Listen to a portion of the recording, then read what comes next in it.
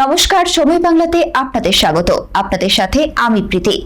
দেখে নেব আজকের বিশেষ বিশেষ সংবাদ। দমদমে কিশোরীকে শারীরিক হেনস্থার অভিযোগ, থানায় বিক্ষোভ, কঠোর শাস্তির দাবি। উত্তর 24 পরগনার দমদম পৌরসভা 2 নম্বর ওয়ার্ডে এক কিশোরীকে শারীরিক হেনস্থার অভিযোগ ঘিরে চাঞ্চল্য ছড়িয়েছে। অভিযোগ, বিল্লাল গাজী নামে এক ব্যক্তি, যিনি গত 1 বছর ধরে এলাকায় ভাড়া থাকতেন।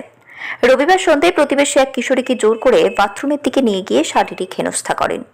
পরিবারের অভিযোগ, ঘটনাটি স্থানীয় কাউন্সিলর বেবি মণ্ডলকে জানানো হলে তার স্বামী জলিল মণ্ডল অভিযোগকারীদের বাড়ি ছেড়ে দেওয়ার হুমকি দেন এবং বিষয়টি কাউকে না জানানোর কথা বলেন। পরে ঘটনাটি জানাজানি হলে স্থানীয় বিজেপি কর্মীরা এবং পরিবারের সদস্যরা দমদম থানায় গিয়ে লিখিত অভিযোগ দায়ের করেন। ঘটনার খবর পেয়ে রাতেই দমদম থানায় পৌঁছন বিধায়ক অরিজিৎ বক্সী। এলাকাবাসীর পাশাপাশি তিনিও অভিযুক্তদের বিরুদ্ধে কঠোর থেকে কঠোরতম শাস্তির দাবি জানান। উল্লেখ্য, অভিযোগগুলির সত্যতা এখনো তদন্তাধীন। পুলিশ ঘটনার তদন্ত শুরু করেছে।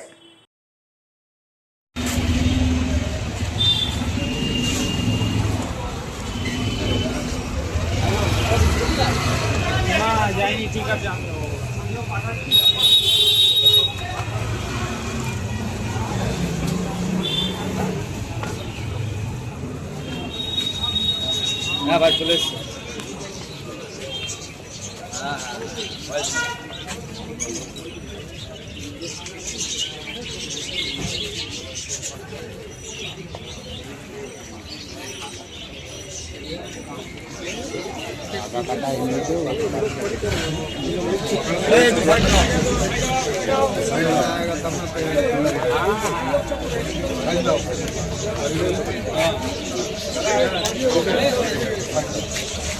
कॉल बहुत रहा है, रुकना मिल जाएगा, मार के शेष कर देंगे।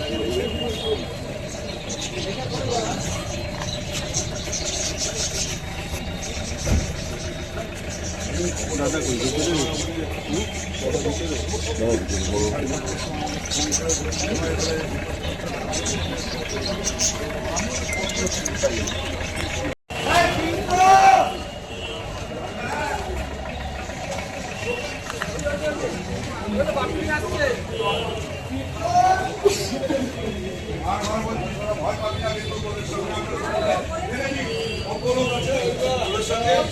ও বিল্লাল আমার মেয়েকে নিয়ে গেছে, বলছে তো ওখানে নিয়ে যাচ্ছি বলে নিয়ে গেছে। আমি তো সারাদিন থাকি না, রান্না করিনি।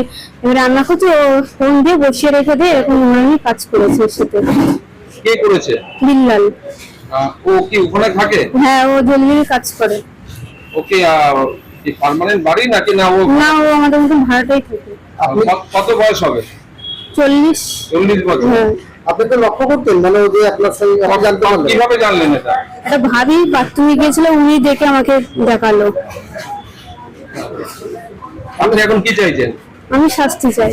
কাউন্সিলর, প্রতিটা কাউন্সিলর যেভাবে মানুষকে দিনের পর দিন দাবিয়েছে, যেভাবে তোলাবাজি করেছে, যেভাবে নোংরামি করেছে, চোখের সামনে যেসবের মতো একটা কারখানাকে এরা সিন্ডিকেট করে বিক্রি করে দিয়েছে। আপনি ভিতরে গিয়ে দেখুন, 2 টুকরো লোহা খুঁজে পাবেন না। যা মেশিনারি ছিল, যা লাইন ছিল, যা শেড ছিল, সমস্ত খুলে খুলে বেচে দিয়েছে দিনের পর দিন। ওখানে একসময় আমরা বলতাম যে যেসবের চারপাশে যে চোরেরা ঘুরে বেড়ায় তাদের 2টো ক্যাটাগরি আছে। একটা ক্যাটাগরি হচ্ছে লোকাল তৃণমূল কাউন্সিলর, এই জলিলের মতো কাউন্সিলররা সমর্থিত অ্যাপ্রুভ চোর, আর একটা হচ্ছে তৃণমূল কাউন্সিলর অ্যাপ্রুভ করানো এরকম চোর। আর প্রশাসন দাঁড়িয়ে থেকে এই কাউন্সিলরদের অ্যাপ্রুভ চোরেরা যাতে চুরিটা করতে পারে সেই মদত দিত। আজকে প্রশাসন পরিবর্তন হয়েছে, এই বর্বরচিত ঘটনা মানুষের সামনে এসেছে, তাই প্রশাসন অ্যাকশন নিয়েছে। মুখ্যমন্ত্রী শুভেন্দু অধিকারী বলে দিয়েছেন নারী নির্যাতনে 0 টলারেন্স, এবং সেটাকে আমরাও এরকম অ্যাটাক করলো কেন সমর্থকদের উপর? এখানে জলিল মণ্ডলকে নিয়ে আসার সময় দীর্ঘদিন ধরে এখানকার নির্যাতিত, দমদমের নির্যাতিত যারা মানুষেরা, তারা শুনতে পেয়েছিল, তারা আবেগপ্রবণ হয়ে পড়েছিল, এবং জলিলকে সামনে পেয়ে তারা তাদের মতো করে ওনাকে বোঝাবার চেষ্টা করছিল যে এতদিন ধরে কি অত্যাচার এই জলিল অ্যান্ড সন্স দমদমের মানুষের উপর করে রেখেছে। সেই অবস্থায় পুলিশ আধিকারিকদের সাথে একটু ধাক্কাধাক্কি বচসা হয়ে গেছে। আমরা কথা বলছি কোনো অনভিপ্রেত ঘটনা যাতে না ঘটে এই ধরনের, আমরা সেদিকে খেয়াল রাখবো। Thank you. সংবাদ এখনকার মতো এই পর্যন্তই। সঙ্গে থাকুন দেখতে থাকুন সময় বাংলা।